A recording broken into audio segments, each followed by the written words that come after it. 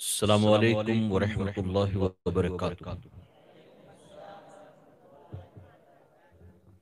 الحمدللہ الحمدللہ رب العالمین والعاقبۃ للمتقین والصلاة والسلام علی سید الانبیاء والمرسلین اما بعد فاعوذ باللہ من الشیطان الرجیم بسم اللہ الرحمن الرحیم وما ارسلناک الا رحمۃ للعالمین صدق اللہ مولانا العلی العظیم۔ باد توحید کے متوالو، شمع رسالت کے پروانوں،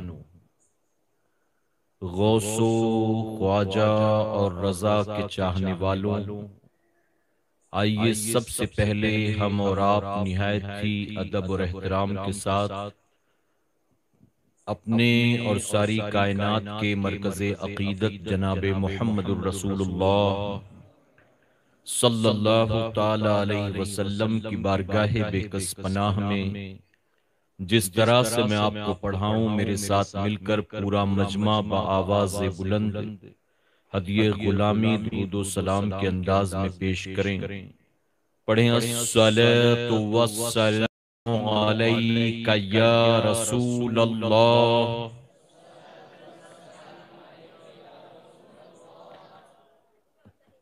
پیچھے والے تھوڑا سا آگے آ جائیں تو بعد میں آنے والوں کو بھی بیٹھنے کی جگہ مل جائے۔ آگے والے بالکل ٹھیک ہیں، درمیان میں جگہ تھوڑی سی خالی ہے اور ابھی کچھ لوگ آ رہے ہیں تو ان کے لیے جگہ بنا دیں، بہتر ہے۔ فرمایا گیا کہ جو محفل میں اپنے مومن بھائی کے لیے جگہ بناتا ہے، اللہ لوگوں کے دل میں اس کے لیے عزت پیدا فرماتا ہے۔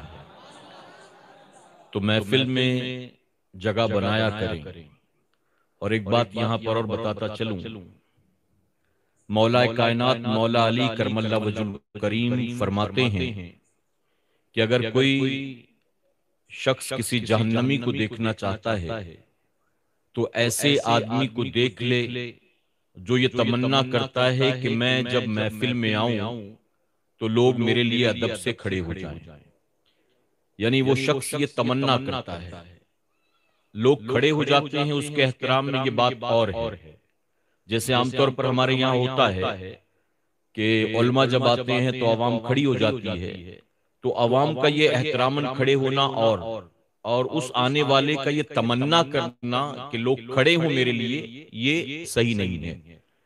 تو ہمیں اور آپ کو بھی کبھی ایسی تمنا نہیں کرنی چاہیے، ورنہ بعض لوگ تو ناراض ہو جاتے ہیں کہ میں آیا تو لوگ کھڑے نہیں ہوئے، اتنے بے ادب لوگ ہیں، لوگوں کو تمیز نہیں ہے۔ تو یہ ساری چیزیں ہمارے اندر پیدا نہ ہو، اس کا خیال رکھیں۔ اور محفلوں میں جب بھی بیٹھا کریں تو آنے والوں کے لیے بھی جگہ بنایا کریں، ان کا بھی خیال رکھا کریں۔ اور مسجد میں بھی جب آپ نماز کے لیے جائیں تو اس وقت بھی یہ خیال رکھیں کہ صفوں میں اگر جگہ خالی ہو تو اس کو پہلے پور کریں، تاکہ بعد میں آنے والے بھی اطمینان سے اللہ کا سجدہ کر سکیں۔ جس رب کی عبادت کے لیے آپ آئے ہیں، وہ آنے والا بھی اسی رب کی عبادت کے لیے آیا ہے۔ اگر آپ اس کے لیے آسانی پیدا کریں گے تو ظاہر ہے اس پر اللہ خوش ہوگا نا، اللہ راضی ہوگا کہ میرے بندے کے لیے اس نے آسانی پیدا کی۔ پڑھیں الصلاۃ والسلام علیک یا حبیب اللہ، الصلاۃ والسلام علیک یا نبی اللہ، وعلی آلک واصحابک یا نور اللہ، صلی اللہ تعالی علیہ وسلم۔ رب کعبہ کی بارگاہ میں دعا ہے، مولا اپنے حبیب صاحب لولاق صلی اللہ تعالی علیہ وسلم کے صدقہ طفیل ہم تمام حاضرین اور سامعین کو تو دم واپسی تک حق کہنے، حق سننے اور اپنے حق والے بندوں کے دامن سے وابستہ رہنے کی توفیق نصیب فرما۔ ساتھ ہی بارگاہ رب العزت میں دعا ہے کہ مولا ہمیں خیر و عافیت کے ساتھ اپنے محبوب صلی اللہ علیہ وسلم کی آمد کا مہینہ نصیب فرما، اور اپنے محبوب صلی اللہ علیہ وسلم کی میلاد پاک کے صدقے میرے کریم کورونا جیسی بیماری کا ہمارے ملک سے اور پوری دنیا سے جلد خاتمہ فرما۔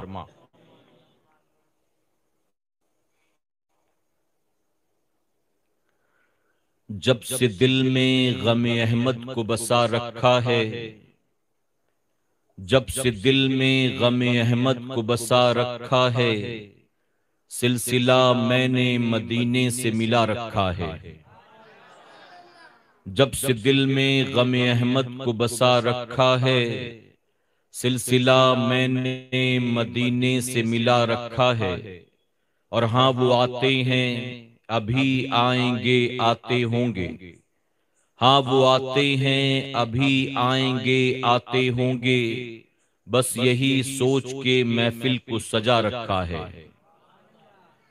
اور یا رسول اللہ صلی اللہ علیہ وسلم، سنا ہے آپ ہر عاشق کے گھر تشریف لاتے ہیں، سنا ہے آپ ہر عاشق کے گھر تشریف لاتے ہیں، کبھی میرے بھی گھر میں ہو چراغاں یا رسول اللہ۔ میرے پیارے آقا علیہ الصلوۃ والتسلیم کے پیردیوانوں، اس وقت ہم اور آپ اللہ اور اس کے رسول صلی اللہ علیہ وسلم کے ذکر پاک کی پاکیزہ محفل میں شامل ہیں۔ آپ جانتے ہیں کہ آپ کے اپنے علاقے میں، یعنی صرف آپ کی گلی میں، آپ کی بستی میں نہیں بلکہ پورے کوسمبا میں کتنے مہینوں کے بعد یہ ایک اسٹیج پروگرام ہو رہا ہے۔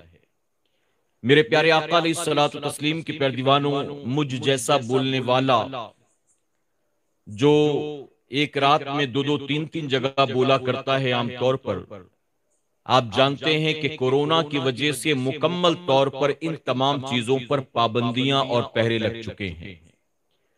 آپ کے شہر میں آیا تو یہاں پر تو ماحول بہت اچھا نظر آیا، لیکن میں جس شہر سے آیا ہوں وہاں ابھی بھی لاک ڈاؤن ہے، مسجدیں ابھی بھی بند ہیں، نمازوں کی بجماعت ابھی بھی اجازت نہیں ہے، لوکل ٹرینز بھی بند ہیں، اسی طرح سے جو پرائیویٹ کمپنیز ہیں ان کے دفتر ہیں وہ بھی سب بند ہیں۔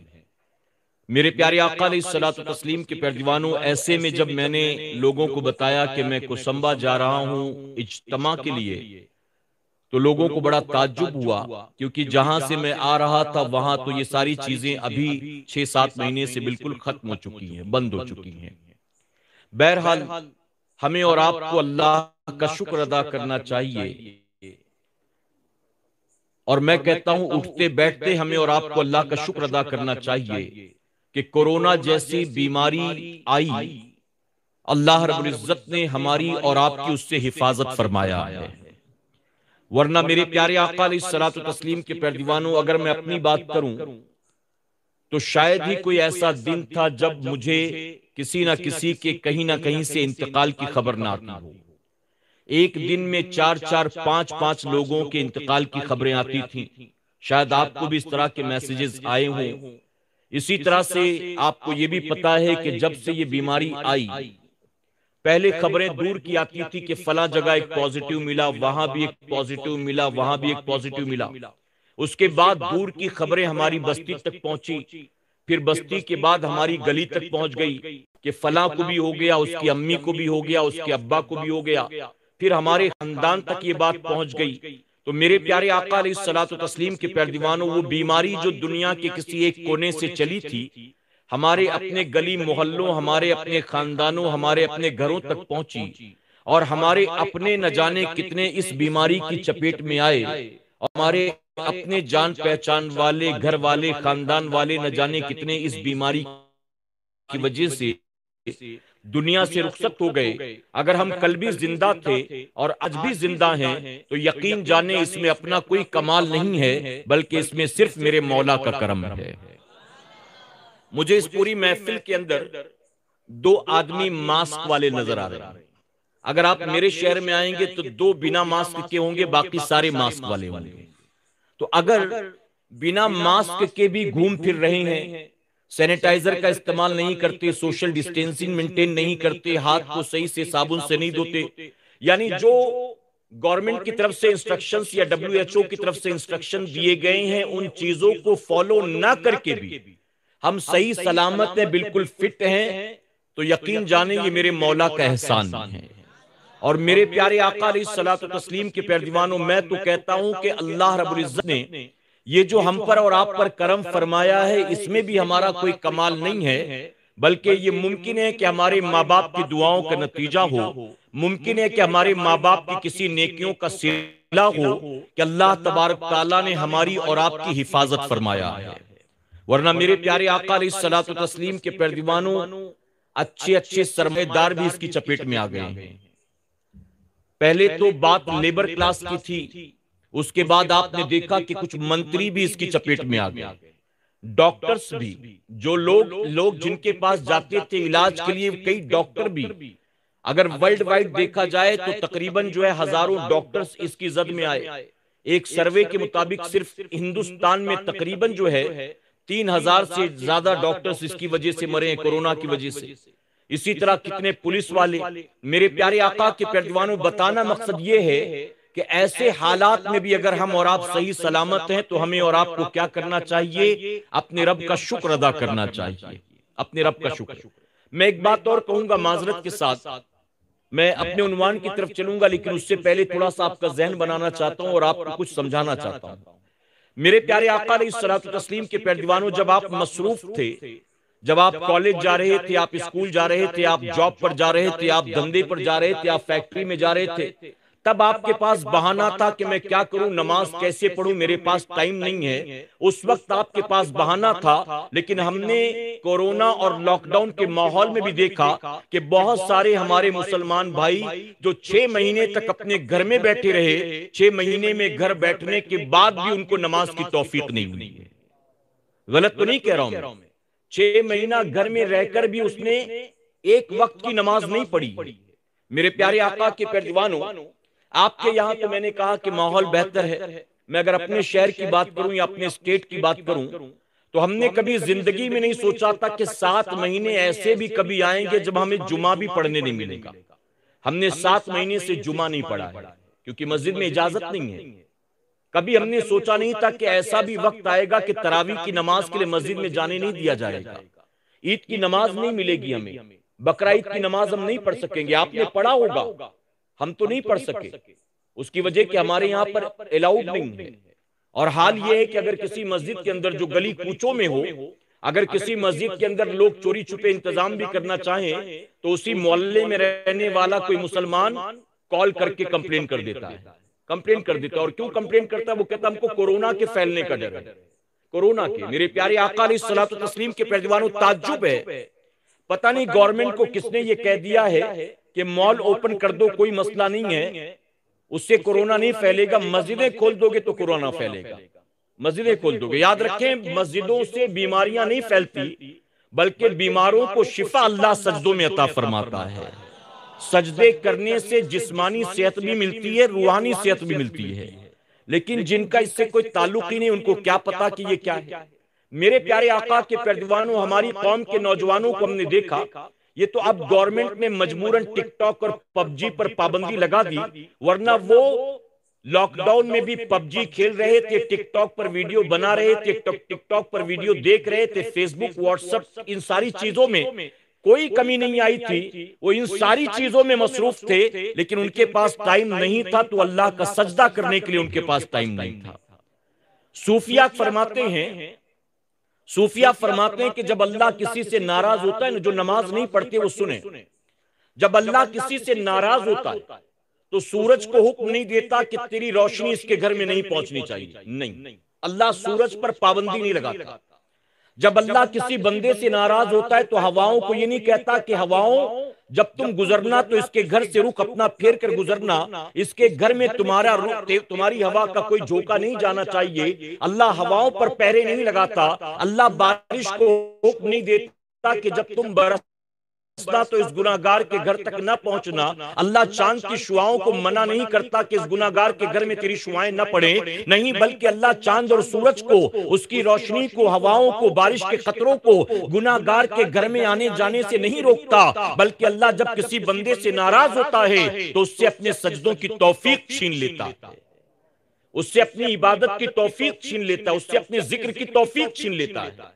جو رات رات بھر پب جی کھیلتے ہیں، فیس بک پر لگے رہتے ہیں، یوٹیوب پر ویڈیو سرچ کرتے رہتے ہیں، یہ نمازیں نہیں پڑھتے ہیں، تو ان کا نمازیں نہ پڑھنا گویا اس بات کی ضمانت ہے کہ اللہ ان سے ناراض ہے اور اللہ نے ان سے اپنی عبادت کی توفیق چھین لی ہے۔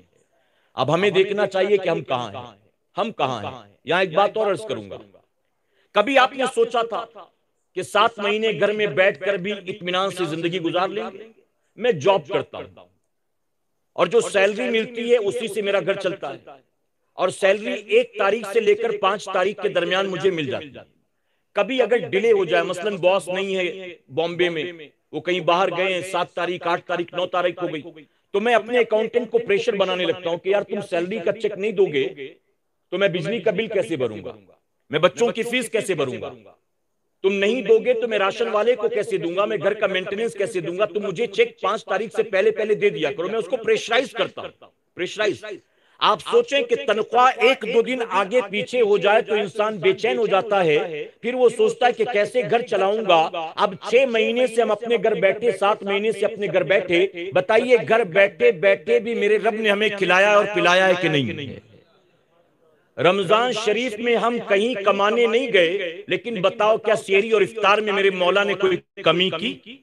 جو نعمتیں ہم کما کر کھاتے تھے بن کمائے بھی میرے مولا نے سحری اور افطار میں وہی نعمتیں عطا کیا ہے۔ تو میرے پیارے آقا کے پیروانوں، جو رب آپ سوچیں چرند پرند کو پالتا ہے، جو دریا کی مچھلیوں کو، بلوں میں رہنے والی چیٹیوں کو پالتا ہے، ارے میرا مولا جو سانپ اور بچھو جیسے مزی جانوروں کو پالتا ہے، اشرف المخلوقات تو وہ بھی محبوب کے امتیوں کو وہ بھلا ایسے کیسے چھوڑ دے گا؟ تو نوکری، کام دھندے، فیکٹری، یہ سب محض ذریعہ ہے، حقیقت میں روزی دینے والا اللہ ہے۔ اب 7 مہینے اس نے بٹھا کر ہمیں کھلایا پلایا ہے۔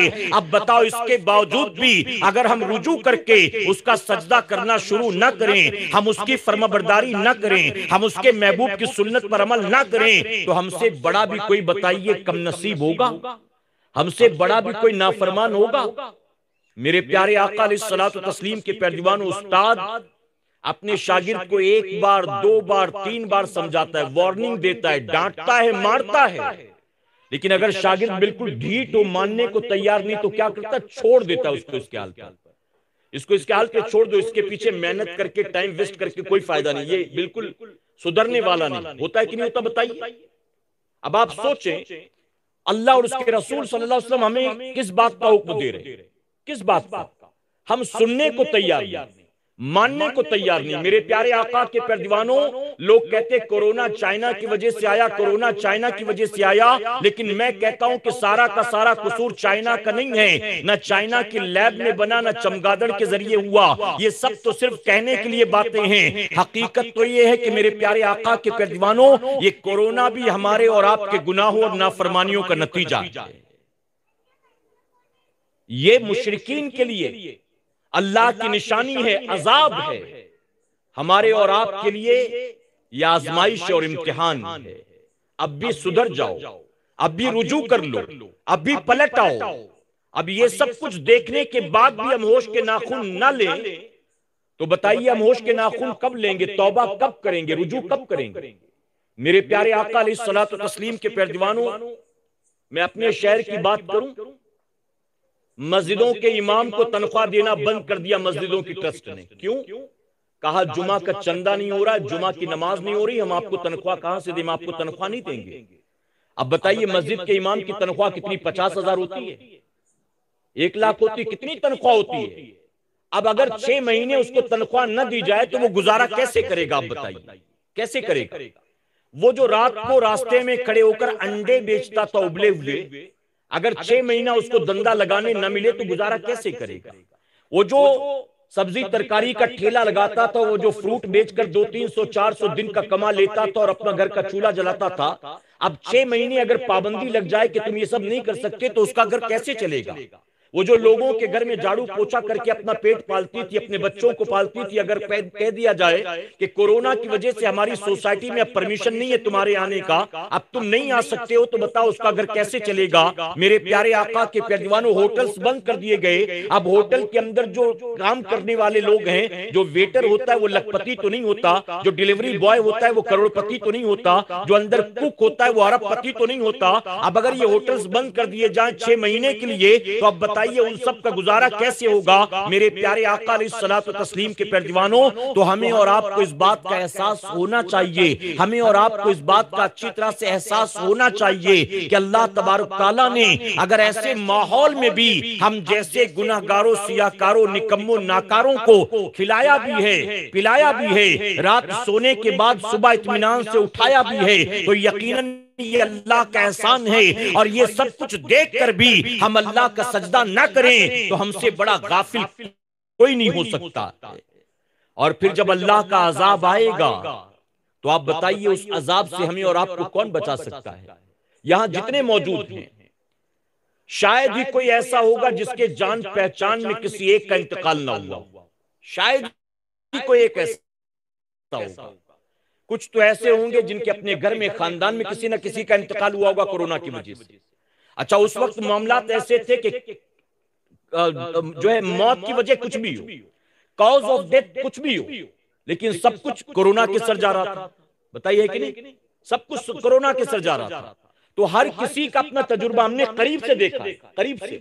میرے پیارے آقا کے پیروانوں، اور موت بھی کیسی کہ مرنے کے بعد گھر والے بھی چہرہ نہ دیکھ سکے، موت بھی کیسی کہ مرنے کے بعد بیٹا چاہتا ہے کہ غسل دیا جائے، لیکن باپ کو غسل دینے کی اسپتال کی طرف سے، پولیس کی طرف سے اجازت نہیں ہے کہ اگر غسل دو گے تو آپ بھی بیمار ہو جاؤ گے، پھر آپ کو